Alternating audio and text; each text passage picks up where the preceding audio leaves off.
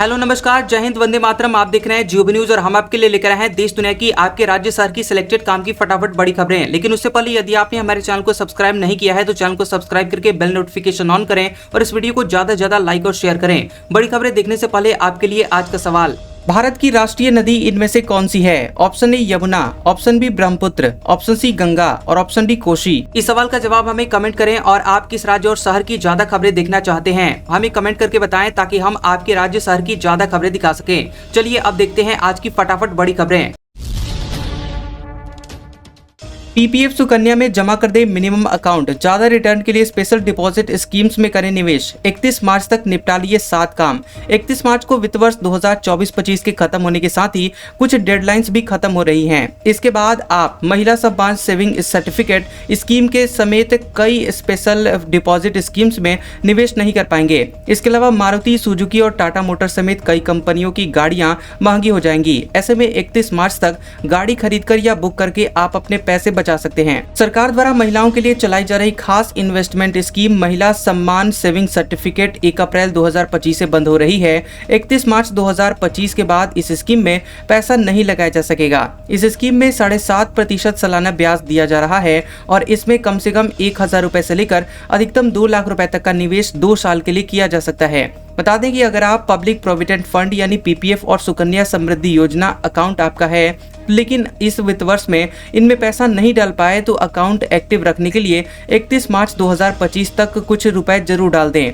PPF और SSY में पैसे नहीं डालने पर ये अकाउंट्स इनएक्टिव यानी बंद हो सकते हैं। अगर न्यूनतम जरूरी रकम नहीं डाली गई तो इसे दोबारा एक्टिव करवाने के लिए आपको फाइन देना पड़ेगा। मारुति सुजुकी, टाटा मोटर, किया इंडिया, हुंडई इंडिया और होंडा कार्स ने अप्रैल से अपनी गाड़ियों की कीमत बढ़ाने का ऐलान किया है। मारुति सुजुकी की गाड़ियां 4% तक महंगी हो जाएंगी। ये मॉडल के आधार पर अलग अलग होगी। अगर आप यूनिफाइड पेमेंट इंटरफेस यानी यूपीआई से ट्रांजैक्शन करते हैं और बैंक से लिंक्ड आपका मोबाइल नंबर लंबे समय से इनएक्टिव है तो 31 मार्च तक एक्टिव करवा लें। 1 अप्रैल से ऐसे नंबरों को यूपीआई सिस्टम से हटा दिया जाएगा। ऐसे में आपको पेमेंट करने में परेशानी हो सकती है।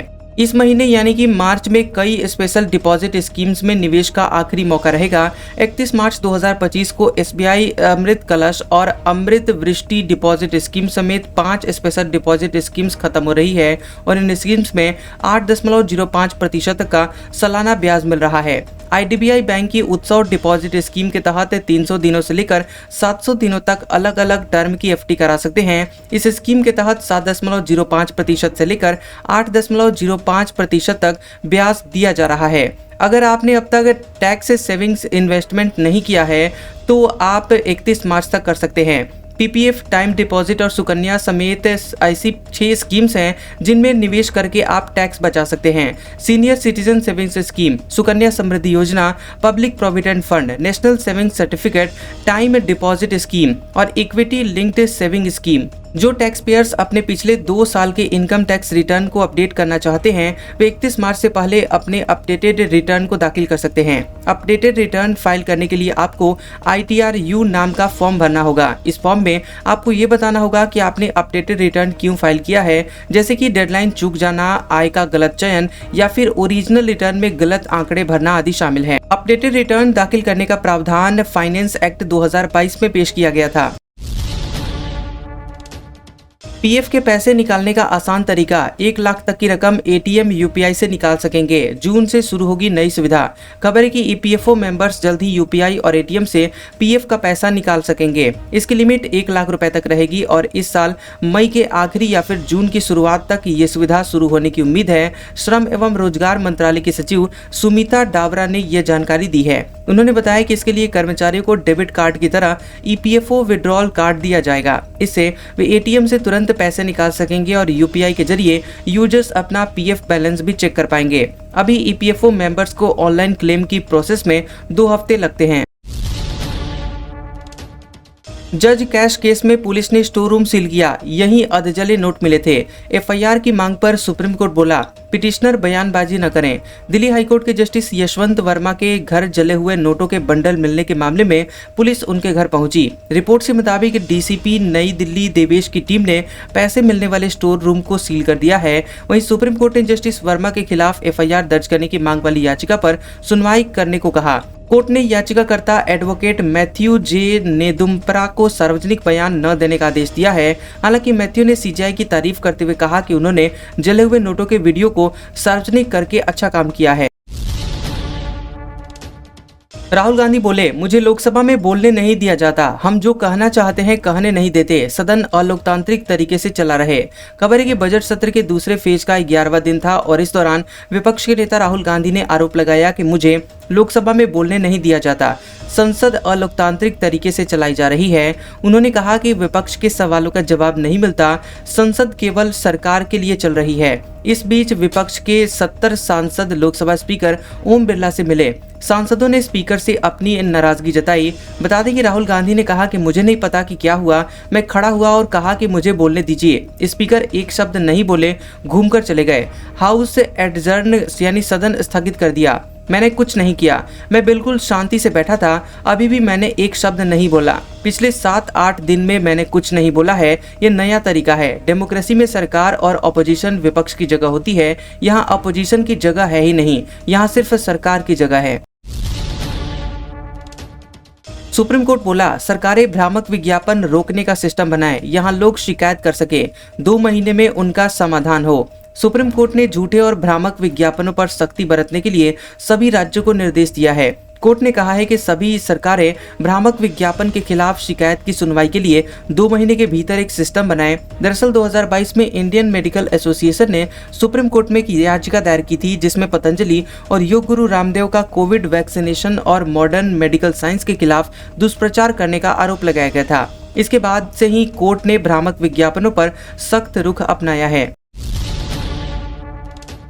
सीएनबीसी के पूर्व एंकर हेमंत घई मार्केट से हुए बैन। सेबी ने 6 करोड़ 16 लाख रुपए इलीगल इनकम लौटाने को कहा। धोखाधड़ी में मोतीलाल ओसवाल पर 5 लाख रुपए का जुर्माना लगा। Security and exchange board of India यानी सेबी ने सीएनबीसी आवाज के पूर्व एंकर हेमंत घई को रेगुलेटरी नॉर्म्स के उल्लंघन के आरोप में सिक्योरिटी मार्केट से 5 साल के लिए बैन कर दिया है। दरअसल मार्केट रेगुलेटर ने घई समेत उनकी पत्नी जया घई को 6 करोड़ 16 लाख रुपए की अवैध कमाई को 31 मार्च 2020 से 12% सालाना ब्याज के साथ वापस करने का भी निर्देश दिया है। Online stock broker platform Zerodha ने सोशल मीडिया प्लेटफॉर्म एक्स पर मार्केट्स बाय जीरोधा नाम से थ्रेड्स पोस्ट में इस पूरी घटना को डिटेल में शेयर किया है।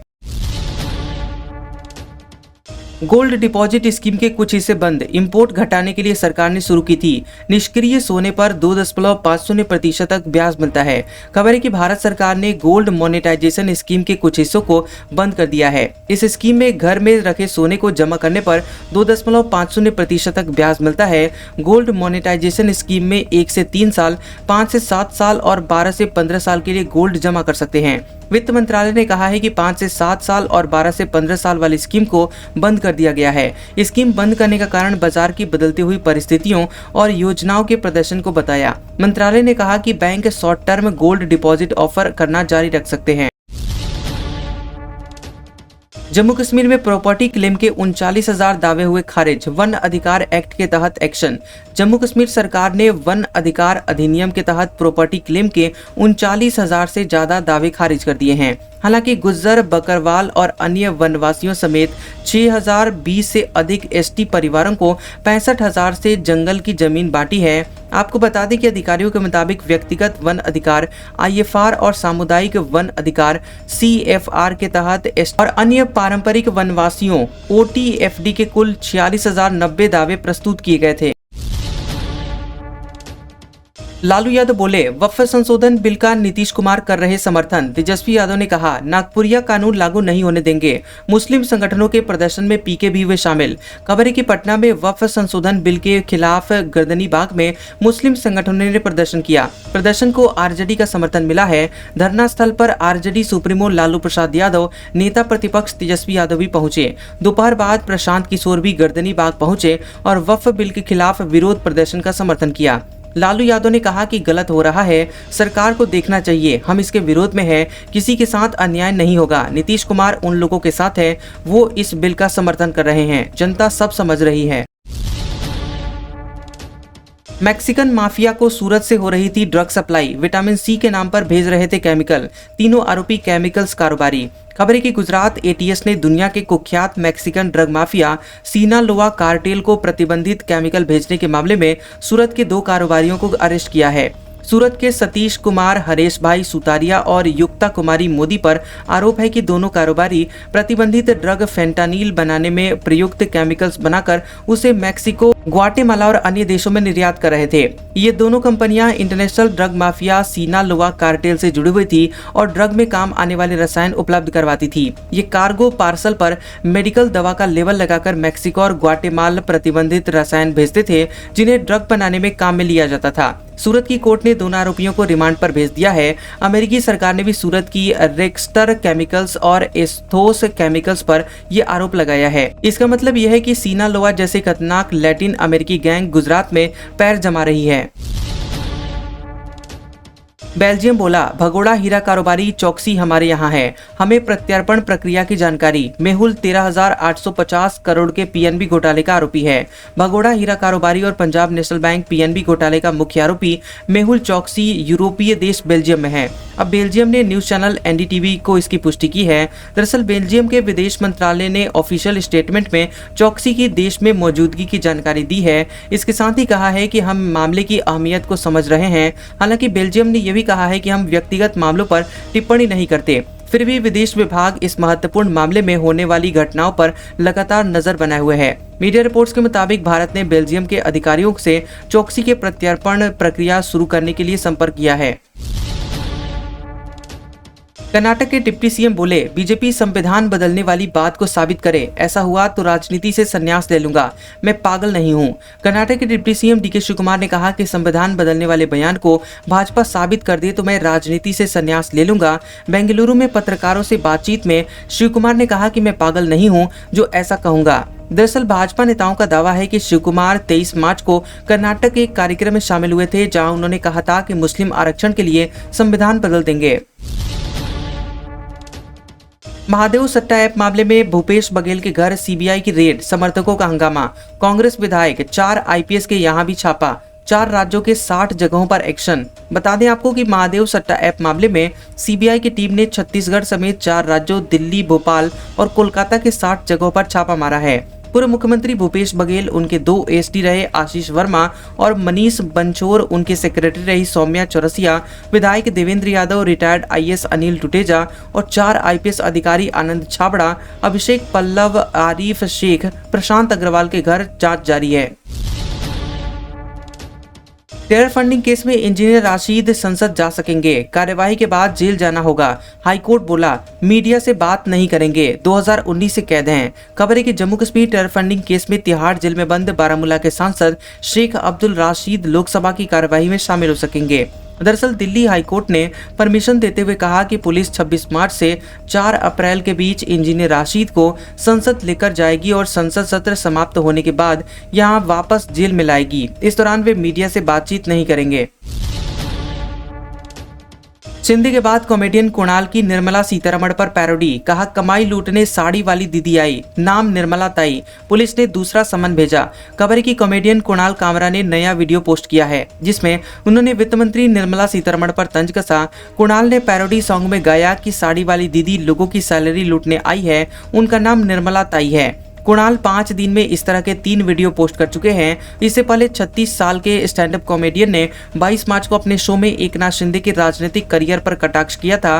बता दें कि कामरा ने फिल्म दिल तो पागल है के गाने की पैरोडी की थी, जिसमें शिंदे को गद्दार कहा गया था। राणा सांगा को गद्दार कहने वाले समाजवादी पार्टी सांसद के घर हमला, आगरा में करणी सेना के कार्यकर्ता बुलडोजर लेकर पहुंचे, पथराव में 14 पुलिसकर्मी घायल। खबर है कि राज्यसभा में राणा सांगा को गद्दार कहने वाले समाजवादी पार्टी के सांसद रामजी लाल सुमन के आगरा स्थित घर पर करणी सेना के कार्यकर्ताओं ने हमला कर दिया। 1000 से ज्यादा कार्यकर्ता बुलडोजर लेकर सांसद के आवास पर पहुंचे, वहां जमकर तोड़फोड़ और पथराव किया। झड़प में कई पुलिसकर्मी घायल हो गए हैं। करणी सेना के कार्यकर्ताओं ने सांसद के घर के बाहर रखी 40 से 50 कुर्सियां तोड़ डाली। मेन गेट तोड़कर घर के अंदर घुसने की कोशिश भी की। वहीं कार्यकर्ताओं ने सांसद के घर के बाहर खड़ी 10 से ज्यादा गाड़ियों में तोड़फोड़ की। 14 पुलिसकर्मी इस दौरान घायल हुए हैं। सुप्रीम कोर्ट बोला, दुष्कर्म पर इलाहाबाद हाईकोर्ट की टिप्पणी असंवेदनशील, फैसले पर रोक। हाईकोर्ट ने कहा था, नाबालिग का प्राइवेट पार्ट पकड़ना, नाड़ा तोड़ना दुष्कर्म नहीं। खबर है कि सुप्रीम कोर्ट ने इलाहाबाद हाईकोर्ट के उस फैसले पर रोक लगा दी है जिसमें हाईकोर्ट ने कहा था कि नाबालिग लड़की के प्राइवेट पार्ट पकड़ना और उसके पायजामे के नाड़े को तोड़ना दुष्कर्म या अटेम्प्ट टू दुष्कर्म नहीं है। आपको बता दें कि जस्टिस BR गवई और MG मसीही की बेंच ने इस केस पर सुनवाई की है और बेंच ने कहा है कि हाईकोर्ट के ऑर्डर में की गई कुछ टिप्पणियां पूरी तरह से असंवेदनशील और अमानवीय नजरिया दिखाती है। सुप्रीम कोर्ट ने केंद्र, उत्तर प्रदेश सरकार और अन्य पक्षों को नोटिस जारी करके जवाब मांगा है। जस्टिस BR गवई और जस्टिस AG मसीह की बेंच ने कहा कि यह बहुत ही गंभीर मामला है और जिस जज ने यह फैसला दिया उसकी तरफ से बहुत असंवेदनशीलता दिखाई गई। हम ये कहते हुए बहुत दुख है कि फैसला लिखने वाले में संवेदनशीलता की पूरी तरह कमी थी। MP के 4 लाख स्टूडेंट्स के पेरेंट्स को बड़ी राहत। जबलपुर में निजी स्कूलों के बच्चों को सस्ती किताबें, स्टेशनरी पर 50% तक छूट। बता दें आपको कि मध्य प्रदेश में नया शैक्षणिक सत्र शुरू होने वाला है। इससे पहले जबलपुर जिले में पेरेंट्स को महंगी किताबों से राहत दिलाने के लिए बड़ी पहल की गई है। यहाँ पर लगाए गए पुस्तक मेले में आधी कीमतों पर स्कूली किताबें मिल रही हैं, जबकि यूनिफॉर्म, स्कूल बैग और अन्य स्टेशनरी पर भी 20 से लेकर 50% तक का डिस्काउंट दिया जा रहा है। इसका फायदा जिले के 1800 स्कूल में पढ़ने वाले पहली से 12वीं क्लास तक के 4 लाख स्टूडेंट्स के पेरेंट्स को मिलेगा। खास बात यह है कि यहाँ स्टूडेंट्स को करियर काउंसलिंग भी करवाई जाएगी। वहीं अगर कोई अपनी पुरानी किताबें डोनेट करना चाहता है तो बुक बैंक में दे सकता है। आज का सुविचार, फेलियर जैसी कोई चीज नहीं होती है तो सिर्फ अपॉर्चुनिटी, और उस अपॉर्चुनिटी को सही समय पर कैच करने के लिए आपको अपनी समझ विकसित करनी होगी। इसलिए अपने नॉलेज को हमेशा बढ़ाने का प्रयास करें। ज्ञान से आप सिर्फ अपॉर्चुनिटी को कैच नहीं करेंगे बल्कि उस अपॉर्चुनिटी को अपने महान सक्सेस में बदल देंगे। कैसा लगा ये वीडियो हमें कमेंट सेक्शन में जरूर बताएं। वीडियो पसंद आया हो तो वीडियो को लाइक और शेयर करें और ऐसे इंटरेस्टिंग वीडियोस देखने के लिए हमारे चैनल GOB न्यूज को सब्सक्राइब करें और बेल आइकॉन को दबाएं। और हमारे ओल्ड और लेटेस्ट वीडियोस देखने के लिए हमारे प्लेलिस्ट और कम्युनिटी टैब को जरूर चेक करें। तो मिलते हैं अगले वीडियो में, तब तक के लिए आपका शुक्रिया।